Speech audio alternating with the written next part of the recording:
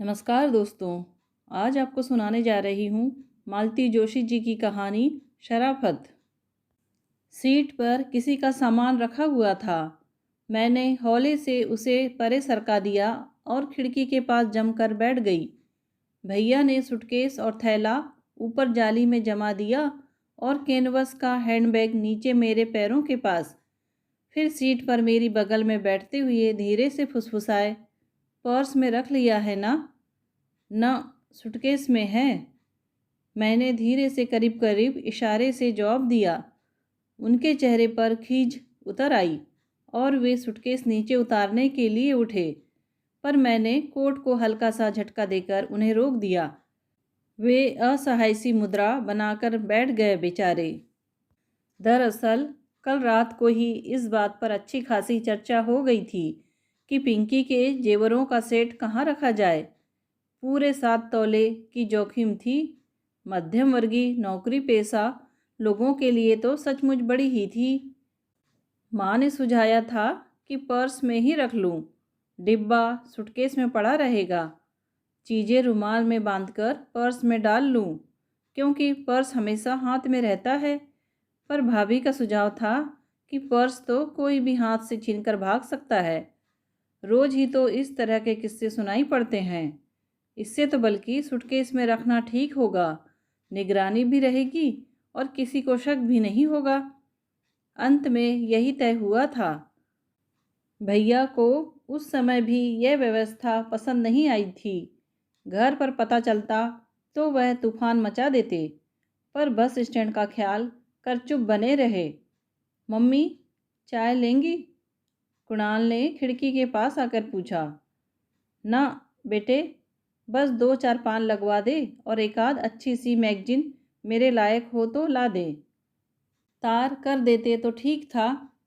खैर, अब भी फ़ोन तो किया ही जा सकता है। पड़ोस का नंबर दे दो मुझे, आजकल तो बहुत सरल हो गया है। अरे नहीं भैया, कोई आज पहली बार जा रही हूँ, जाना पहचाना रूट है। भैया इसके बाद भी कुछ कहते रहे, पर मेरा ध्यान बाहर एक सफ़ेद स्वेटर में अटक गया था। चौड़े पट्टे वाली खूब प्यारा डिजाइन था। कुणाल पान लेकर आया तो मैंने उससे कहा, वह सफ़ेद स्वेटर देख कितना प्यारा लग रहा है। कुणाल ने देखने की ज़रूरत नहीं समझी, उल्टे मेरी मजाक बनाते हुए भैया से बोला, मामा जी, मम्मी को बस यही एक बीमारी है। बस स्टॉप पर भी खड़ी रहेंगी तो आगे पीछे वालों के स्वेटर्स को घूरती रहेंगी। कभी इतना ख़राब लगता है? और फिर नए नए डिजाइन पहनते समय कैसा अच्छा लगता है, क्यों? तब तो मम्मी की इसी आदत को धन्यवाद देते होंगे। अरे मामा जी, आप नहीं जानते, अब हमारा कोटा तो पूरा हो गया है। अब तो जो भी प्लान बनता है जवाई साहब के लिए बनता है, इसी से तो कोफ्त होती है। चल शैतान, मैंने कहा। पर सच तो यह है कि चोरी पकड़ी जाने के कारण मैं बुरी तरह झेप गई थी। मेरी शर्मिंदगी का मज़ा लेते हुए दोनों हो करके हंस पड़े। कंडक्टर ने ज़ोर से सीटी दी और ड्राइवर अपनी सीट पर आकर बैठ गया। संभल कर जाना, पहुंचते ही तार देना, भैया ने उतरते हुए कहा। बेचारे भैया मेरा तार पहुंचने तक चिंता में डूबे रहेंगे। मुझे उल्टी विद्या पढ़ाने के लिए घर जाकर भाभी को लताड़ेंगे सो अलग। गाड़ी सरपट बस स्टैंड से बाहर निकली। तब तक मैं मुड़ मुड़कर मामा भांजे को देखती रही। वे आंखों से ओझल हो गए। तब याद आया कि कुणाल से कहती कि रात मामा के यहाँ ही रह जाए।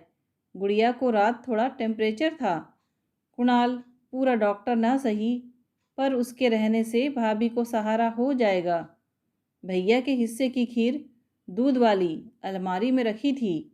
पता नहीं भाभी को याद भी होगा कि नहीं। नहीं तो सुबह तक यूं ही पड़ी रह जाएगी। याद दिला देती तो ठीक था। ठंडी हवा का एक झोंका आया और मैं खिड़की से थोड़ा परे हटकर बैठने लगी। तब पता चला कि बगल में कोई आकर बैठ गया है। उसी तरह खिड़की से लगी बैठी रही। गोद में पड़ा पत्रिका का अंक उलट पुलट करती रही। 5:30 हो रहे थे, मुश्किल से। पर सर्दियों में अंधेरा इतनी जल्दी घिर आता है कि अक्षरों पर नज़र ठहराना कठिन लग रहा था। आपको ऐतराज़ ना हो तो मैं खिड़की बंद कर दूं? बगल से प्रश्न आया। मैंने चुपचाप सिर हिला दिया। सहयात्री ने उठकर खिड़की बंद की और मैंने देखा, यह तो वही सफ़ेद स्वेटर है। पहनने वाला मुश्किल से 28-30 का होगा। यूं ही इतनी सिमटी सिकुड़ी बैठी रही मैं।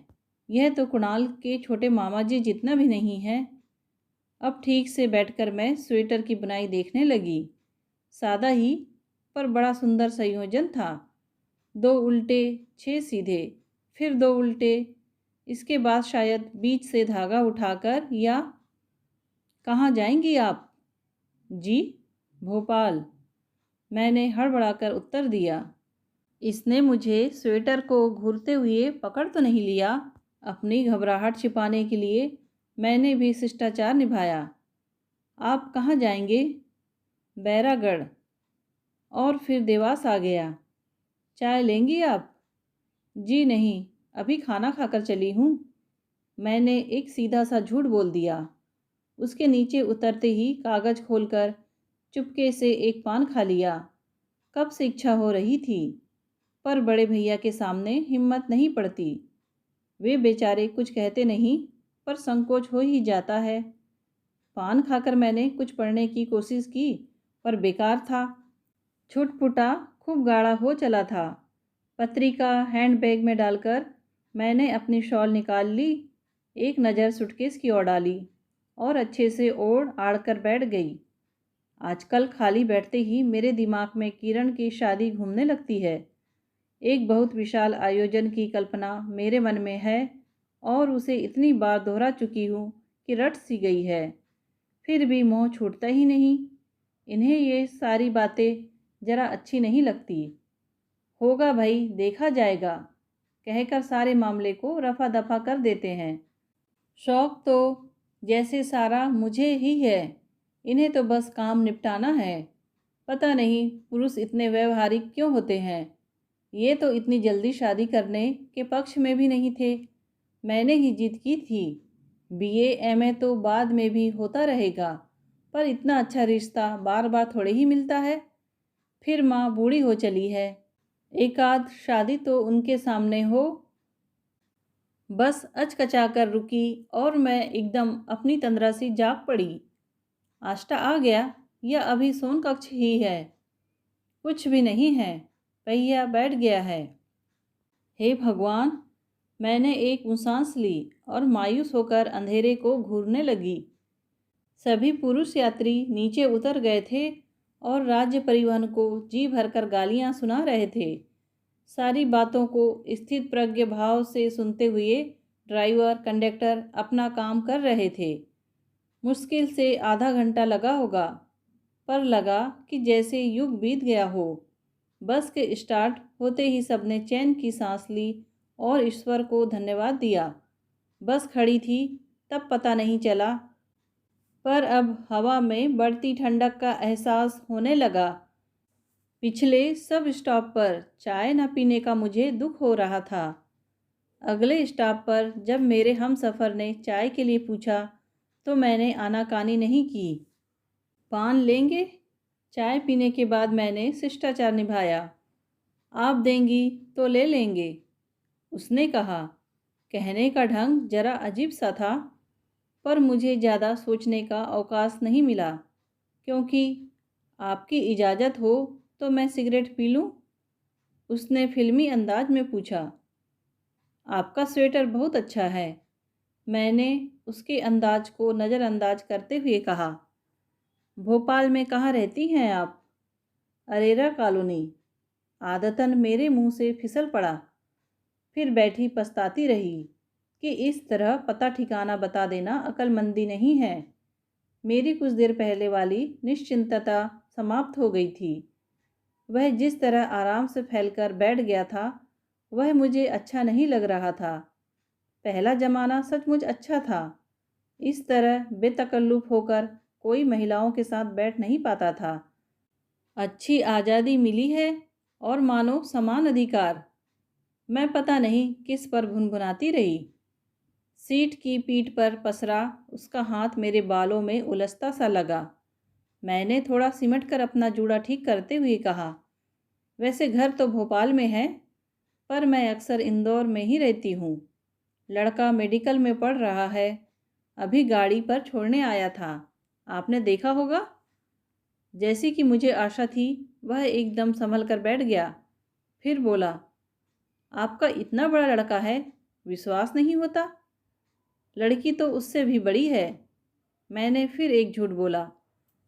2 साल छोटी है किरण, 14 फरवरी की शादी है उसकी। लड़का कलटेक्स में इंजीनियर है, उसके पिता भी सेंट्रल रेलवे में डिविजनल इंजीनियर है। बड़ा अच्छा घर है, पर लड़का अभी 1400 पा रहा है। इस अनर्गल प्रलाप की कोई ज़रूरत नहीं थी।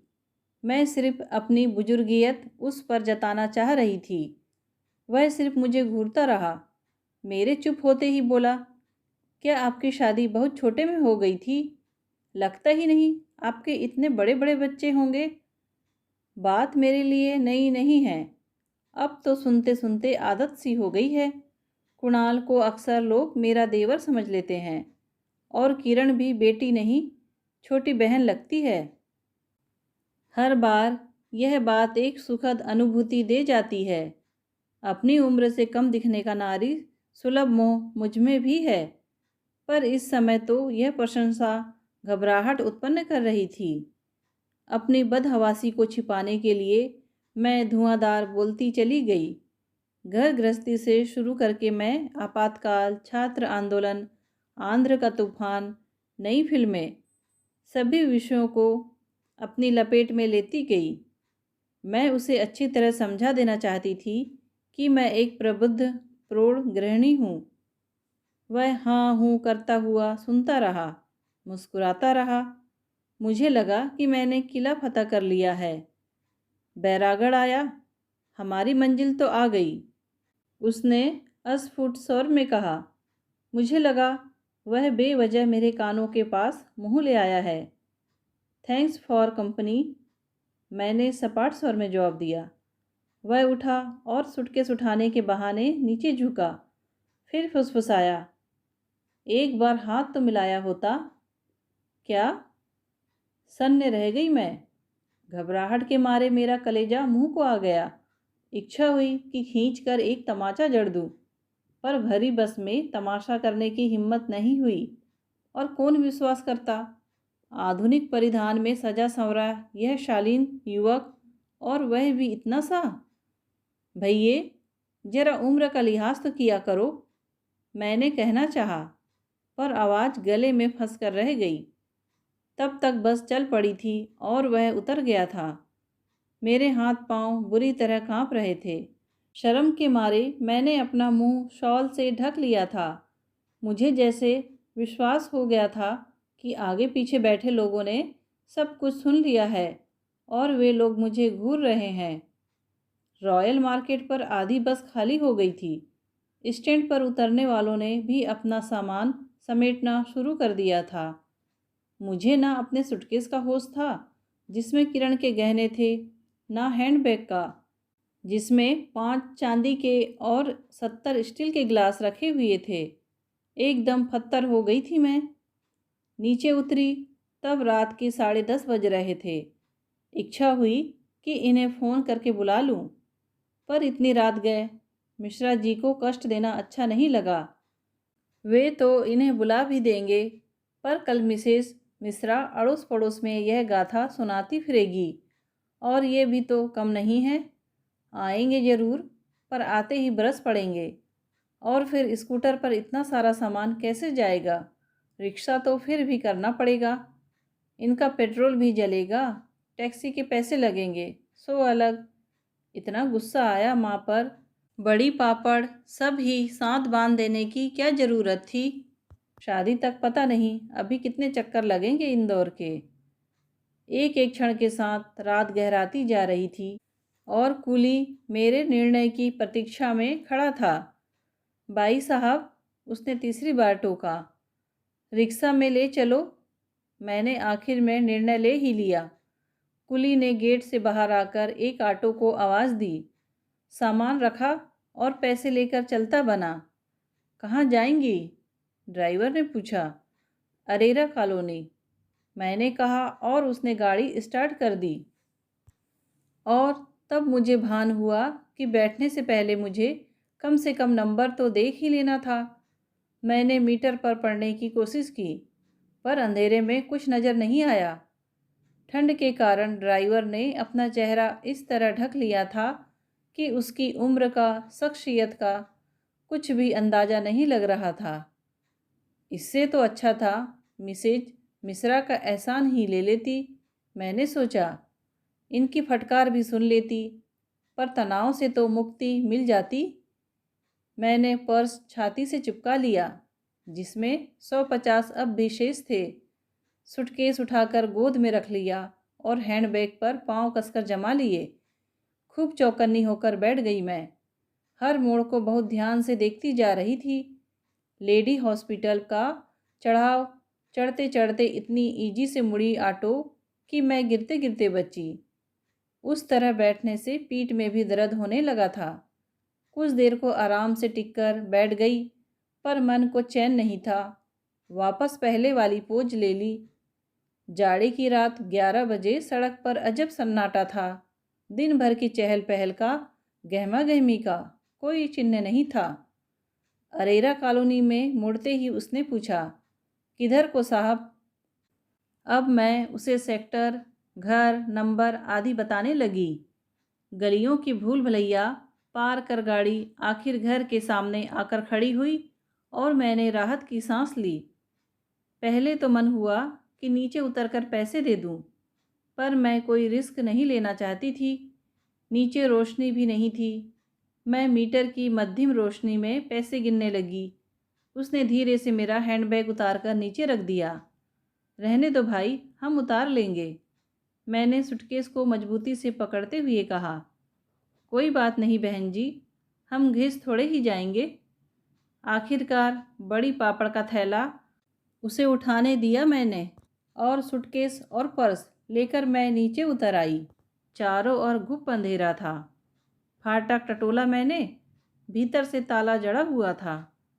बरसों पुराना रिवाज था यह हमारा। रात को बगीचे के फाटक पर ताला डाल ही देते थे। किरण, किरण, मैंने आवाज़ को भरसक खींचने की कोशिश की, पर फिस से होकर रह गई। पीछे कुछ आहट हुई तो चौंक कर देखा। बैग और झोला वह फाटक के पास आकर रख गया था। हे भगवान, कैसी बेवकूफ़ थी मैं! सब कुछ वहीं छोड़कर चली आई थी। बैठे बैठाए कितना नुकसान हो जाता। 70 स्टील के गिलास, एक गिलास 15 रुपए का था और 5 गिलास चांदी के 65 रुपए का एक। 1000 1500 पर उतर जाती।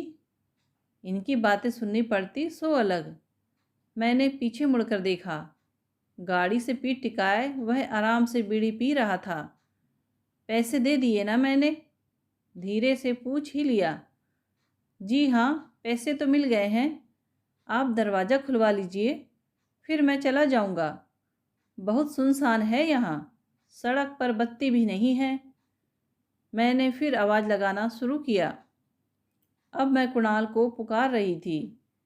खूब जानती थी कि उसे पीछे इंदौर में छोड़ आई हूँ, पर किरण का नाम लेकर इस तरह चिल्लाना भी तो अच्छा नहीं लग रहा था। पता नहीं कैसे नींद सो रहे थे सब। दरवाजे खिड़की कहीं से रोशनी की एक किरण भी नहीं आ रही थी। कैसी लड़की है, शाम से ही सो गई है क्या? फाइनल की परीक्षा सिर पर है और इसे जरा भी चिंता नहीं है। मैंने कनखियों से फिर एक बार पीछे देखा।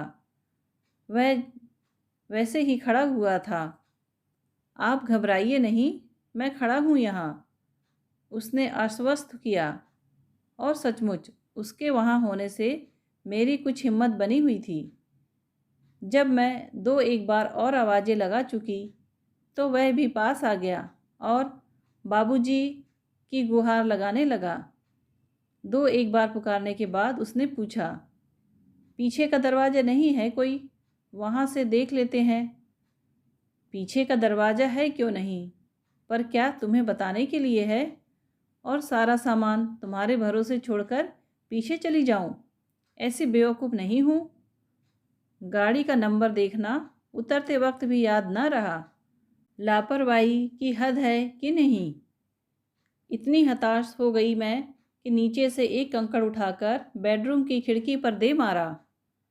झन्न से एक आवाज़ हुई जो उस सन्नाटे में गूंज गई। कौन है? इनकी घबराई हुई सी आवाज़ आई। मैं हूँ जी, दरवाज़ा तो खोलिए। मैंने अपनी पूरी ताकत लगाकर आवाज़ दी। एक एक करके घर की सारी बत्तियां जल उठी। इन्होंने ड्राइंग रूम की खिड़की खोली और पोर्च की बत्ती जला दी। हाय पापा, ये तो मम्मी है। किरण एकदम चीख पड़ी। दरवाज़ा खोलकर ये बाहर आए और बोले, ये कौन सा समय है भाई आने का? दरवाज़ा तो खोलिए पहले, मैंने रुआसी आवाज़ में कहा। तब उन्हें फाटक का ध्यान आया। किरण तब तक दौड़कर चाबी ले आई थी। खबर तो दी होती पहले। ताला खोलते हुए उनका बुदबुदाना जारी था। मैंने कोई जवाब नहीं दिया। फाटक खुलते ही तीर की तरह अंदर चली आई। कमरे की सुखद गर्मी का एहसास होने के बाद ही मैंने जाना कि बाहर कितनी गजब की सर्दी थी। ये अंदर आए तो भी भुनभुना रहे थे। ये क्या कबाड़ उठा लाई हो? हम लोग क्या किसी वज्र देहात में रहते हैं? सामान मेरे सामने पटकते हुए इन्होंने पूछा, यही था ना कि बाहर कुछ रह गया है? रह भी जाता तो अब कोई चिंता नहीं थी। अपना सुरक्षित घर पहुंच जाना ही मेरे लिए इस समय सबसे अधिक सुख का विषय था। बाहर स्कूटर स्टार्ट होने की आवाज़ आई और मुझे एकाएक होश आया। 2 शब्द धन्यवाद के भी तो नहीं कह सकी थी मैं। दोस्तों, कहानी पसंद आई हो तो प्लीज़ लाइक, शेयर और सब्सक्राइब ज़रूर कीजिए। कहानी सुनने के लिए आपका धन्यवाद।